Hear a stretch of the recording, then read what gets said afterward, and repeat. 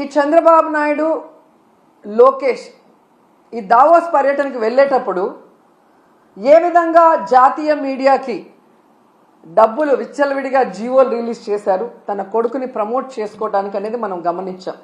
ముఖ్యంగా పవన్ కళ్యాణ్ లాంటి deputy CM తన వల్లే ఈరోజు చంద్రబాబు నాయుడు ముఖ్యమంత్రిగా ఉన్నాడు, ఆయన ఇంకా ఉండాలి అనుకుంటున్నాడు పవన్ కళ్యాణ్. కానీ పవన్ కళ్యాణ్ని కూడా దావోస్కి తీసుకువెళ్ళలేదు అంటే తన కొడుకుని ప్రమోట్ చేసుకోవడానికి పవన్ కళ్యాణ్ అడ్డొస్తాడని ఇక్కడే వదిలేసి, దానికి అవసరమైన మంత్రులను కూడా ఇక్కడే వదిలేసి తండ్రి కొడుకులు ఇద్దరు అక్కడికి పోవటం మనం గమనించాం.